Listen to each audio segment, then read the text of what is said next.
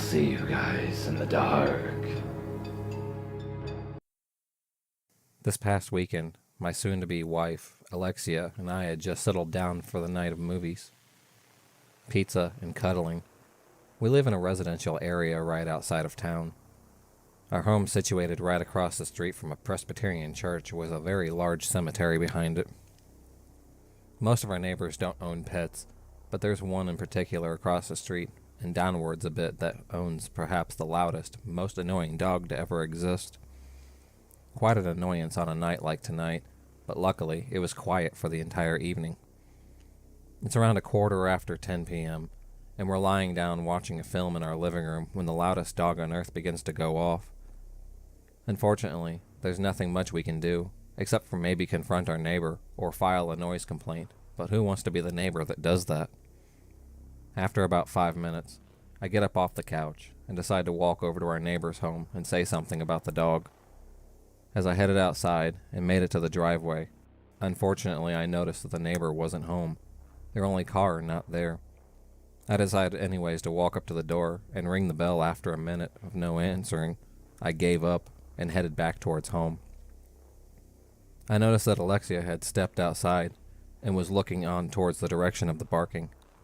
I told her that no one was home and that we should either ignore it or file a complaint.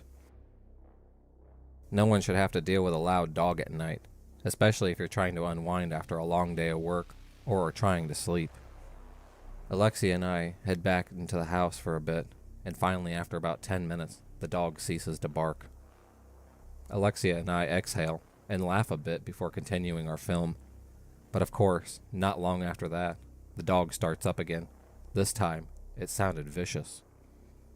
I got up, went outside, and approached our neighbor's fenced-off backyard and saw the dog, who must have heard or saw me coming.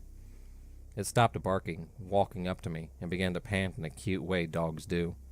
I chuckled and said the dog's name, to which he looked at me and sat down. Such a good animal, even if he is so loud. I then heard something that sounded like somebody walking through the leaves coming from behind me and to the right. I turn around to see somebody looking at me from behind a gravestone in the cemetery. The dog must have heard this as well, as it sprung up and began to bark in the direction of the gravestone. I looked on as the person continued staring in my direction, and as the dog continued to bark. I looked towards my house where I saw Alexia standing near her car, looking at me with a confused look on her face.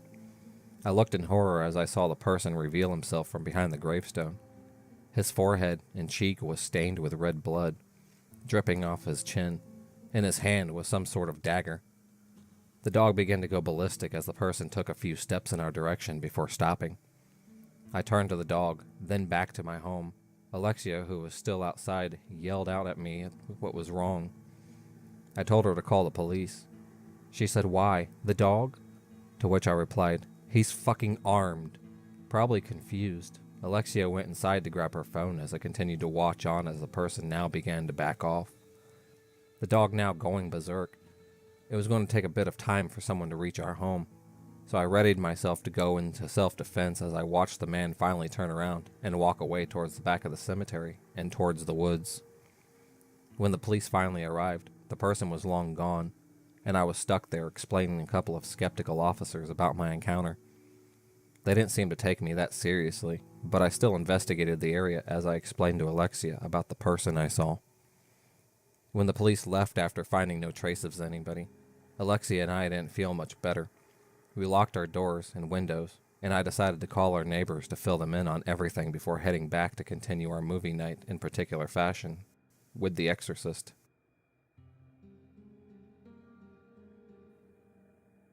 My high school runs a program where we research people that have died in a local cemetery, then dress up as them and perform a skit in the middle of the night.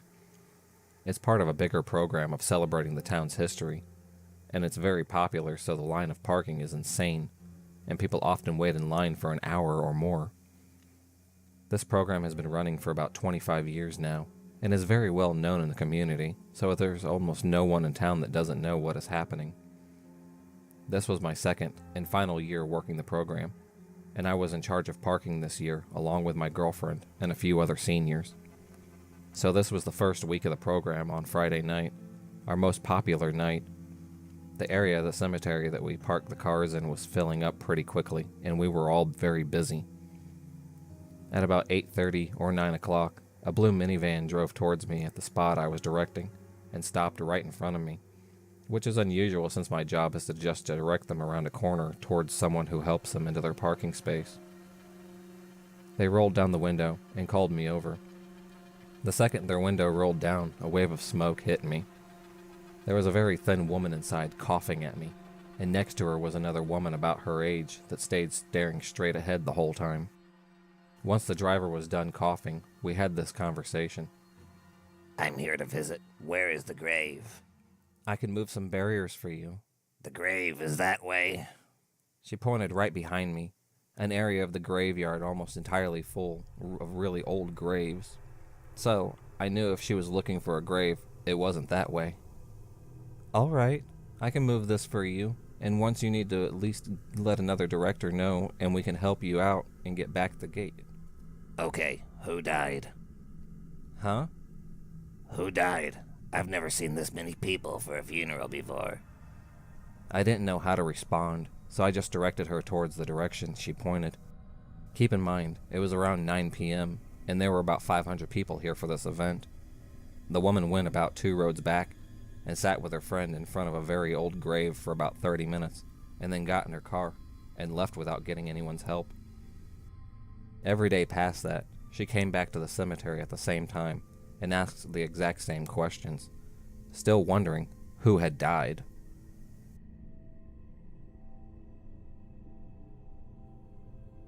This took place about 2 years ago. I used to live 3 streets over from a massive 300-acre graveyard. My old neighborhood was divided into 2 sections, one of which is a grid system, and the other half is a twisty, secluded area. The graveyard spanned halfway across the grid in my neighborhood, which was the area that I lived in. I had a close friend who lived 2 streets from the graveyard, on the other end of the street. We spent almost every Saturday at each other's houses, mostly sleeping over. This night, at around 3 in the morning, I woke up his mom by laughing. She came downstairs and kicked me out. Normally, when I left his house, I'd walk to my house on the street at the bottom of the cemetery. It was a straight shot to my house. As I'm walking, I hear what sounds like a cat in a huge amount of pain, coming from inside the graveyard. I decided to go and try and find it so I could possibly help it out. I can tell it's pretty far inside the cemetery. I hop the fence and begin looking. I get to the center of the graveyard, and I can tell I'm about 30 or 40 yards away from the cat by now. By now, the cat is screeching and howling. It doesn't sound like it's moved since I first heard it crying in the street.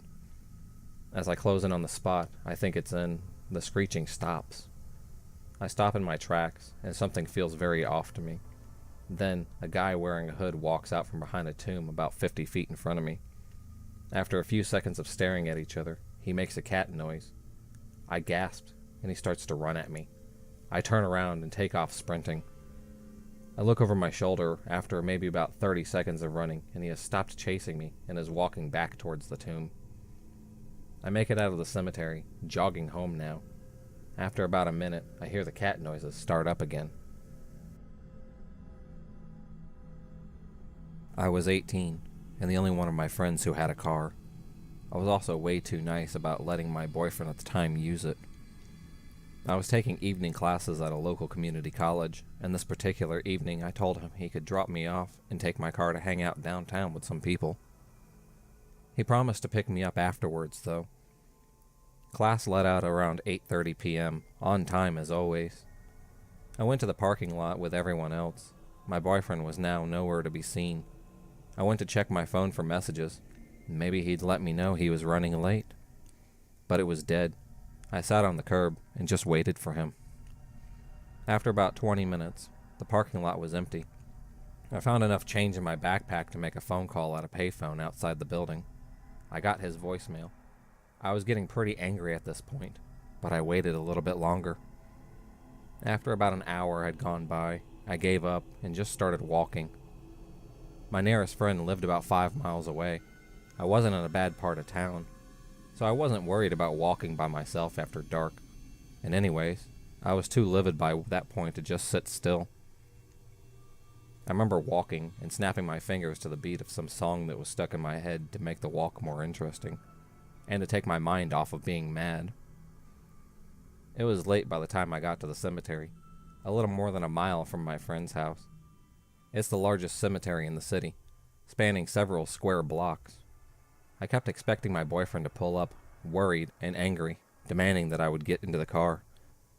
In my head, I played out the fight that would ensue. I was walking past the cemetery, day-nightmaring about this, and nonchalantly looking at the grave marks, when I noticed someone standing there, their shape illuminating by the yellow street lights. My brain snapped to attention. It had to be past 11 p.m., way too late to be in a cemetery. And this person wasn't walking along one of the paths, but standing behind a large headstone. He was about 20 yards from me, facing my way. I watched him warily as I walked, and after a few moments, he stepped slowly from behind the headstone. I stared. It took me a moment to realize, and at first I thought I might be mistaken. But even in the dim light, I could tell what was up. The man did not have pants on. I ran the last mile to my friend's house. I didn't look back, and I didn't stop either. Even though I had a terrible stitch in my side, I remember she was up watching half-baked when I got there, and she asked me what was wrong. I don't know why, but I didn't tell her about the cemetery guy. I told her about getting stood up, and that I just felt like running part of the way. I didn't tell anyone about that for years. In retrospect, I should have called the police, because I don't know how dangerous that guy might have been. I think I was too freaked out, and too angry at my boyfriend at the time for it to even cross my mind.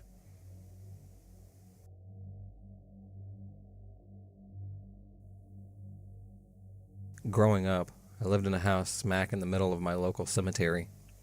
I didn't like it much when I was a kid, being easily spooked by it and all. But I grew to appreciate it a lot more as I got older, as I always had a place to go running without a lot of other people around, and it was a nice, quiet place. Keep in mind, this cemetery is huge, like at the very least 2,000 graves. When I was growing up, around age 13 or so, I would venture out late with the neighbor kids who lived around me. So the cemetery never really scared me so much, despite the fact that there were absolutely no lights, not even something reminiscent of a street light to be found in the cemetery. I was about 16 years old when one of my friends from school was staying the night at my house over the summer, and it was shortly after midnight. We had been at a loss as to what to do all night, and us being two bored teenage girls, I brought up a mildly unsafe idea. "You want to go for a walk in the cemetery?" At first my friend was pretty reluctant, but with a couple minutes of persuasion, she eventually warmed up to it. I told her I've lived here my whole life, and done this dozens of times, and yet to encounter anything or anyone creepy. I promise, which was, for the most part, true. So we snuck out of the side door, being careful not to wake my parents, and we trekked up the steep path that leads from the street in front of my house to the cemetery. The cemetery is the basic shape of a circle with another path connecting through the long ways, and another path that cuts halfway through the perpendicular to the other path. And it eventually was an exit that leads out to the main road. My friend and I walked for about a couple of minutes till we made it down the path that cuts directly through the cemetery, which gives you a view of the main road on which you can enter. And the entrance was about 7 yards away. Our conversation was cut short by a suspicious car that slowed around the cemetery, eventually coming to a stop in the direct middle of the main road. Silent, we didn't even need to communicate to each other just how strange this was. People tend to fly down this road, and if you stop dead in the middle, you're bound to get hit, jam up traffic, or at least raise a couple of eyebrows. Eventually we saw the dark window of the passenger side roll down slightly, and out of all the things that could have happened, what we heard probably was not the worst, but to this day it still remains as one of the most haunting, bone-chilling sounds I've ever heard.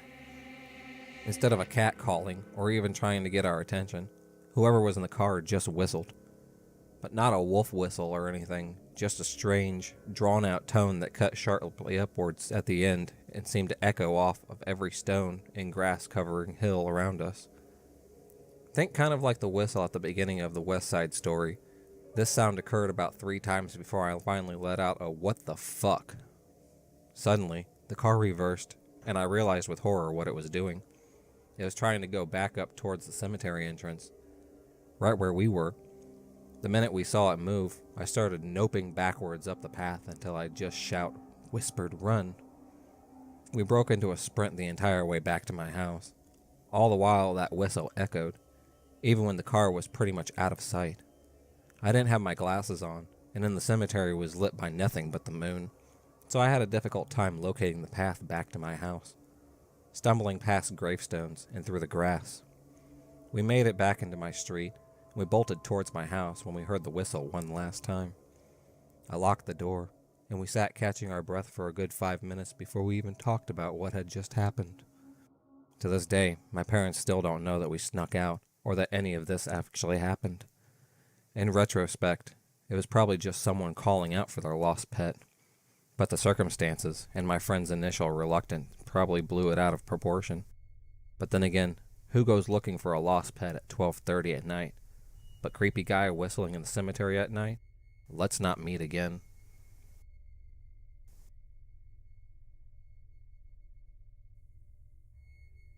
I was drunk as hell when walking home from a bar. Between the bar and my house is a pretty large pioneer cemetery. Lots of old graves, big trees, and generally a creepy place. I love the cemetery for the historic graves, and quiet, and often take walks through there. In my drunk-ass state of mind, I see the cemetery as a shortcut home. I start climbing the 10-foot chain-link fence, swing a leg over the top, and prepare to jump into the grass. My pants get stuck. I fall. I'm literally hanging there. Pants rip, and I fall face first into the ground. Ouch. I start walking down the path that leads towards the entrance of the cemetery, which is across from my house, limping and holding my shoulder while drunkenly cursing my foolishness. I hear a noise, and look up. It's a teenage couple, and they're about 10 yards ahead of me, standing in the moonlight. They flip the hell out, screaming, turning around, and running full bear out of there. I can't stop laughing, and I take my hobbling towards home. As I'm approaching the entrance, I notice a car pulling into the cemetery. I suspect it's the cops, or someone coming to investigate the screaming, so I ducked behind a large headstone. The car is full of teenagers. And these ones are out for a ghost hunt, packing cameras and audio recorders. Well, screw it. I've already spooked 2 people tonight. I wait until they've walked about 20 yards into the darkness, and I start tossing pine cones while staying hidden. The first pine cone hits the gravel path behind them. The next 2 ricochet off a tree and fly into the graveyard. All the kids freeze and look at each other perfect. I toss one more cone and start to make the best evil cackling laugh that I can manage. The kids flip the hell out and run for the car, peel out, and flee from the cemetery. I stumble into the house laughing my ass off, enjoy a celebratory joint. I know I'm an asshole, but I had to fuck with those kids. I mean, come on, how could you not?